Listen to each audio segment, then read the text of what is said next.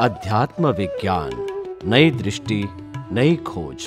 देखिए, सुनिए और समझिए। अध्यात्म विज्ञानी पूज्य स्वामी श्री कमलेशानंद जी के निर्देशन में सनातन सत्य का अनुसंधान कर जीवन को प्रकाशित करें। अभी लोग साइंस की बात, पहले साइंस शब्द ही कहा था तुम्हारे पास, तुम तो यही करते थे। मेरे को क्या करना है भाई, मैं तो ये करता हूँ मगर ऐसा नहीं होता है, तो बोला अभी ऐसा करो। फिर कोई कहता है ऐसा करने के बाद भी नहीं होता है, तो बोला ऐसा करो।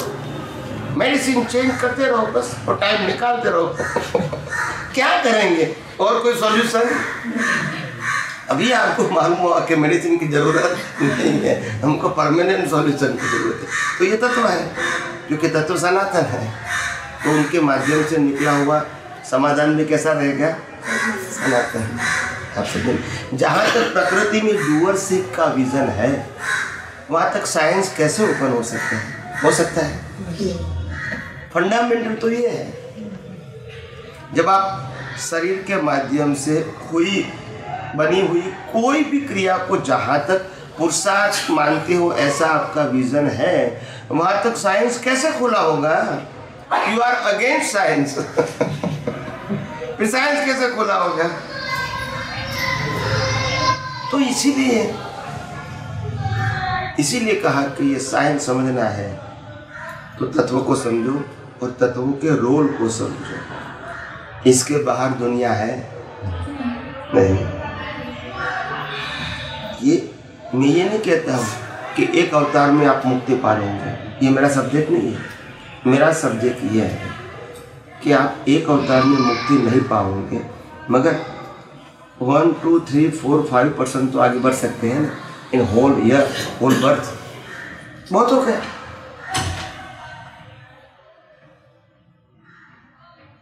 समझ में आया? आगे तो बढ़ सकते हैं ना। शून्य से तो स्टार्ट हो सकता है। पहले तो अज्ञान में प्रगति थी, डूअरशिप ओनरशिप में। अभी कम से कम विज्ञान तरफ तो जाएंगे आप। तो कैसे आप आगे बढ़ोगे? आध्यात्म मार्ग में आगे कैसे बढ़ोगे जब आपकी स्लाइस अज्ञान की है? इसमें से कितनी भी स्लाइस निकालोगे, इसमें से विज्ञान कहाँ से आएगा जब तुम्हारी स्लाइस ही अज्ञान की है? किसी सब पूरा अज्ञान है, उसमें कितनी भी स्लाइस बनाओगे, क्या निकलेगा? अज्ञान। फिर आपको भी इसमें से विज्ञान क्यों निकल, कैसे निकलेगा? मुझे विज्ञान तो बियॉन्ड है, आप समझे ना? तो इसीलिए मैंने कहा ना कि ये सब्जेक्ट को ओपन करना कम से कम कलयुग में ये रिस्क है। क्या है? क्योंकि लोगों को लगता है वैसे भी तो आनंद है नहीं, और जो माना हुआ है उसमें भी आनंद नहीं, वो बताते हैं, और इसीलिए वो आनंद भाग गए। जो थोड़ा बहुत दिखता है वो भी नहीं। और लक्ष्य है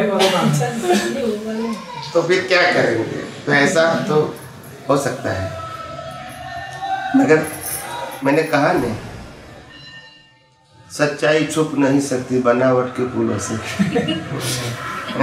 छुप सकती है कभी? एक न एक दिन तो आएगा ना सच्चाई। तो इसीलिए मेरे को इतना विश्वास है, आई एम वेरी कॉन्फिडेंट कि दुनिया यही विज्ञान को जानने के लिए एक बार अपना सब कुछ न्यौछावर करेंगे। बाकी सब कुछ जानना है बराबर है, मगर मेरे को विज्ञान जानना है बस, क्योंकि वो ही नहीं जाना था। बाकी तो सब कुछ जाना था।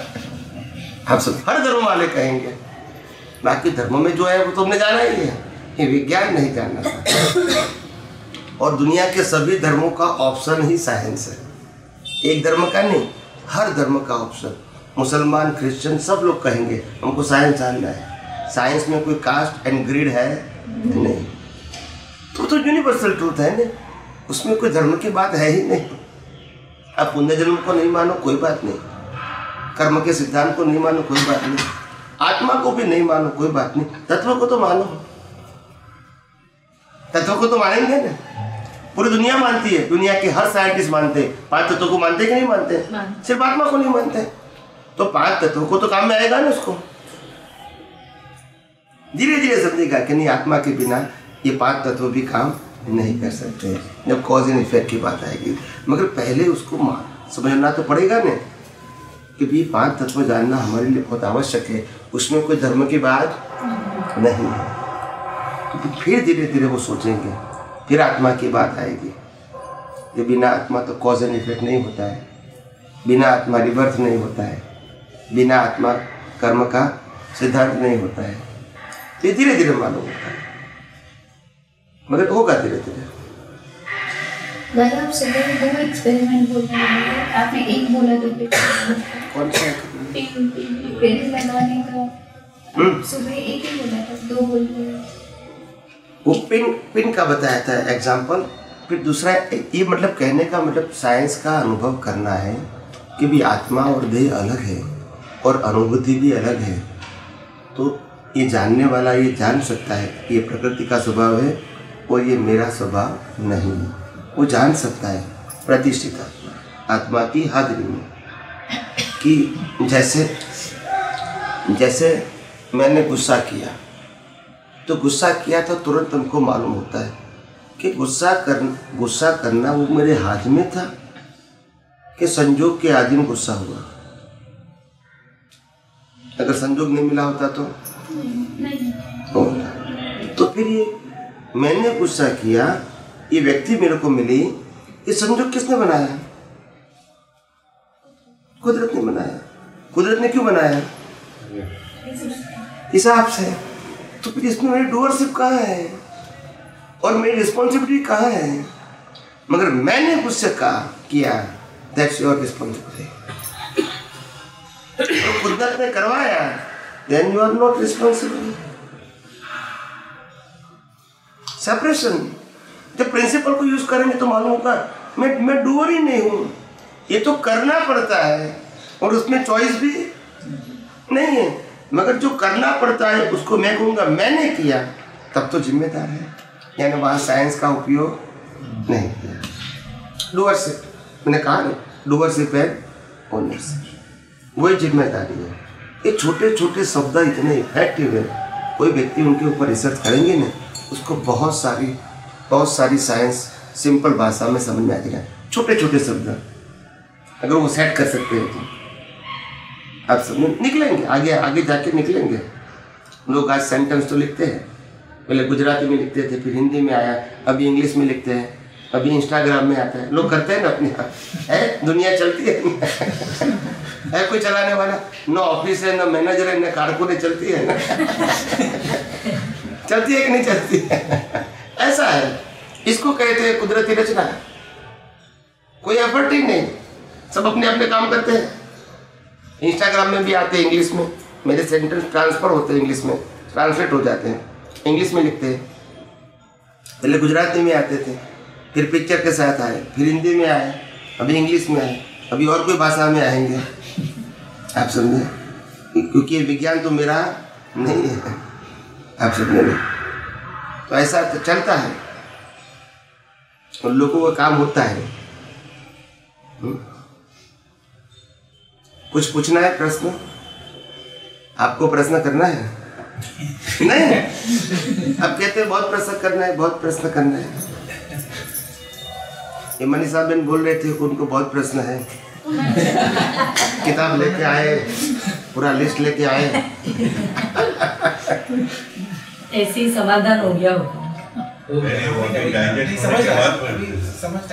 डाइजेस्ट होने के बाद सवाल आ जाएंगे। डाइजेस्ट कर रहे हैं हमारा जो जलन होता है तब बॉडी तो फुल डेवलप होता है, बॉडी स्ट्रक्चर है वो, तो मन बुद्धि चित्त अहंकार वो कैसे डेवलप होता है? तो रिजल्ट है, तो वो तो ऑलरेडी प्रिपेयर्ड है। तो रिजल्ट के फॉर्म में वो डेवलप नहीं कहते हैं, तो भौतिक रूप से डेवलप कहेंगे, परिणाम रूप में। ये डेवलपमेंट थोड़ी है। छोटा है तो मारामारी नहीं करता है, बड़ा मारामारी करता है, ग्लैडिएट करता है, वो डेवलपमेंट थोड़ी है। भौतिक रूप से, स्थूल रूप से बोलते हैं डेवलपमेंट है। ये डेवलपमेंट थोड़ी है, ये अज्ञानता का प्रदर्शन है। क्या है डेवलपमेंट? तो आध्यात्म को बोलते हैं। तो लोग कहेंगे ये पैसा मिला, सत्ता मिला, संपत्ति मिली, साधन मिला, डेवलपमेंट थोड़ी है। बाद में मारामारी करते हैं।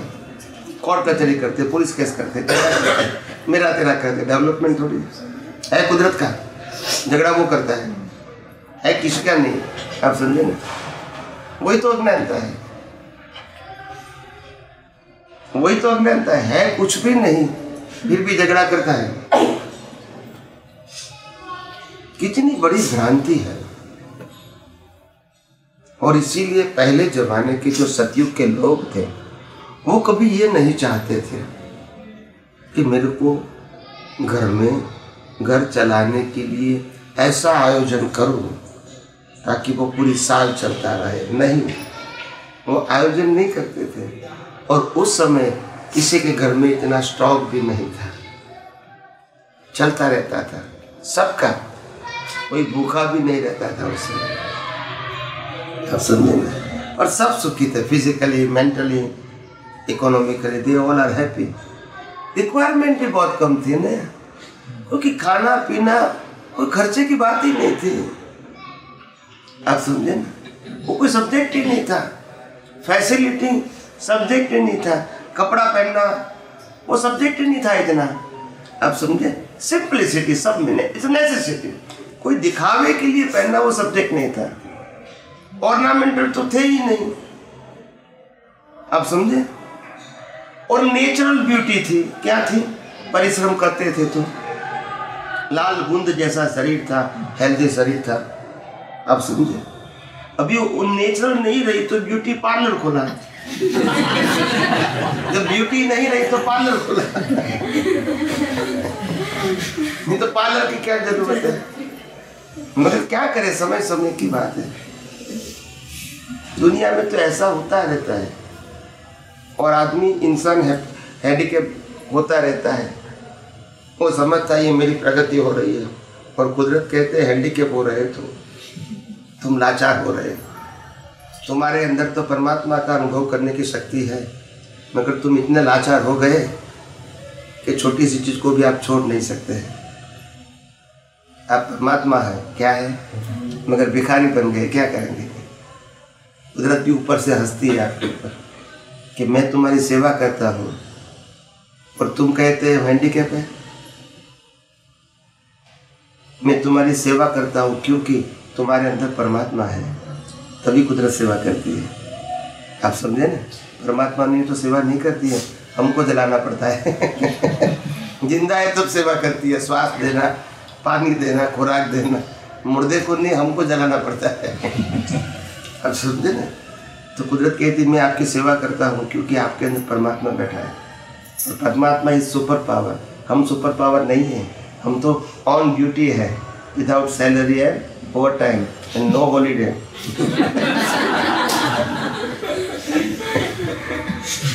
तो फिर ऐसा है परमात्मा का। तो हम है मगर हमको अनुभव नहीं है हमारा, तो क्या करें, हैंडीकैप हो गए। लक्ष्मी अने अधिकार वधता सुवद्युते तो कहो वधवापनु संसारनु नरदेहने हारी जवु। नरदेह, नर कोने कहेवाय? नर એટલે પુરુષ નહીં, નર એટલે પુરુષત્વ। પોતાનું સ્વરૂપનું પુરુષત્વ એને નર કહેવાય। નર એટલે લેડીઝ જેન્ટ્સ નહીં। નર દેહને હારી જવું, પોતાની પુરુષત્વને હારી જવું, આ બધા ના થાય। આ બધું વધ્યું ને એમાં એ પોતે આત્માને હારી ગયો, હેન્ડીકેપ થઈ ગયો। હું લોકોને કહું ને કે ભાઈ તમે આખી જિંદગીમાં શું કમાવો છો? તો કે આટલું બધું કમાઈએ છીએ। હું કહું એને કમાણી કહેવાય? એ બધે મૂકીને જવાની ના હોય, એને કમાણી કહેવાય? તમને કોઈ ઠેકાણે જોબમાં રાખ્યા હોય અને પછી કહેવાનું કે સવારે 8 વાગે આવવાનું, રાતે 8 વાગે જવાનું, 2 ટાઈમ ખાવા આપીશું, પીવા આપીશું, કલાકનો આરામ આપીશું, ચા પાણી આપીશું, પગાર આપીશું નહીં, તો કરો કેમ? તો અહીંયા શું છે? ખાવા પીવાનું શું છે? આવું લઈ જવાનું ખરું કશું? તો એચિવમેન્ટ છે કશું? છે એચિવમેન્ટ? તમે ખાઓ પીવો, જે કરવું એ કરો, પૈસા ભેગા કરો, બેંકમાં કરો, ગમે ત્યાં કરો, લઈ જવાનું નહીં। कंपनी वाला के भी तुम्हारो पगार जमा था कर पर મળશે તો તમે કરો પછી જુઓ તમે આપણા કોમન સેન્સ કેટલી છે કુદરત આજ કે છે આપણને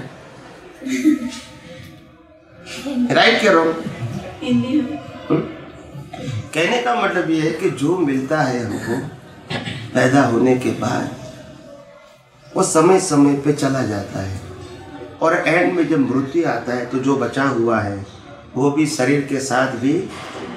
तो आपने प्राप्ति क्या किया, क्या किया? कुछ नहीं।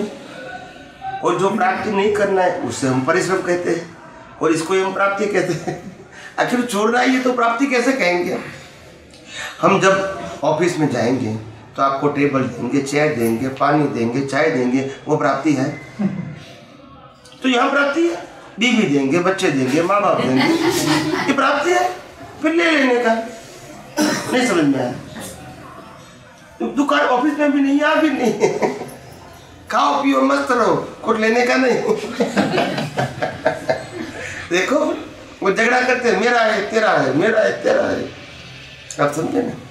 एक मकान में से 4 मकान बन दिया, बहुत बड़ा मिलकत वाला हो गया, ऐसा लगता है उनको। फिर चारों मिलकत में से फिर 3 बाई 6 फुट में उसको ऊपर ले जाते हैं। चारों मकान यहाँ रहते हैं। हाँ या ना? तो फिर क्या है, आपके नाम पे जो करना है करो, नाम पे ही रहेंगे साथ में। इसीलिए मैंने प्रिंसिपल बनाया, जो भुगतान किया है वो अपना है, जो इकट्ठा किया है वो दूसरे का है। भुगतान किया नहीं वो अपना है और जो इकट्ठा किया वो बस वो हमारा नहीं है। भाव सत्ता जो एक टाइम वापिस समझाइए। भाव सत्ता मतलब भाव का परिणाम और भाव का जनरेशन। भाव जनरेशन मतलब भाव कैसे पैदा होता है? भाव कैसे पैदा होती है वो तो मैंने बताया ना। हाँ, आपने बताया वही एक टाइम वापिस कि भाई पिछले अवतार का डेवलपमेंट, वर्तमान संयोग और वर्तमान ज्ञान। वर्तमान का मतलब इस वर्त का ज्ञान, ये तीनों को मिलके हर व्यक्ति संजोगों में सार निकालता है और सार से इंटेंशन बनता है। इंटेंशन की प्रोसेस होती है मन, बुद्धि, चित्त, अहंकार में, लाइव अंतस्करण में। उसके बाद स्पीच और एक्शन का बीज बनता है। तो नेक्स्ट बर्थ में अंतस्करण अंदर रेडीमेड आता है डिस्चार्ज के रूप में, यहाँ चार्ज, यहाँ डिस्चार्ज। और स्पीच और एक्शन है वो कुदरती रचना है, ताकि वो कॉज का इफेक्ट है। प्रोसेस वो कॉज नहीं है, प्रोसेस रेडीमेड मिलेगा आपको नेक्स्ट बर्थ में, वो अंदर है। और स्पीच एंड एक्शन का कॉज है, इसके इफेक्ट कौन देगा? कुदरत देगा। तो बाहर है। स्पीच बोलने का संयोग कौन देगा? एक्शन करने का संयोग भी कुदरत देगा। और अंतस्करण कहाँ है? अंदर है। स्पीच में भी 2 पार्ट है ना, अंतर्वाणी और बाह्य वाचा। तो अंतर्वाचा का रोल फिर कैसे इसमें वो तो मन में आ गया। मन की सब्जी। अंतर्वाचा का मतलब मन। मन में पहले विचार आएंगे ना। हाँ, सभी विचार स्पीच में नहीं आएंगे और सभी स्पीच एक्शन में नहीं आएंगे। सबका अपना अपना रोल होता है, स्ट्रेंथ कर्म का। कई कर्म ऐसे तो विचार में आके चले जाते हैं, कई ऐसे भी आते हैं विचार में भी होते हैं, स्पीच में भी आते हैं। कई ऐसे होते हैं विचार में भी होते हैं, स्पीच में होते हैं और एक्शन में भी होते हैं। मगर हर कर्म ऐसा नहीं होता है। सब अपने कर्मों की स्ट्रेंथ होती है, स्ट्रेंथ के मुताबिक इसका रोल है। क्या है? स्ट्रेंथ के मुताबिक इसका रोल। तो वो जो बोलते हैं कि 7/8 वाचा अंदर चलती है, ओनली 1/8 बाहर आती है, वो छोड़ दो ना, उस बात में नहीं जाना है। सिद्धांत समझ लो जी।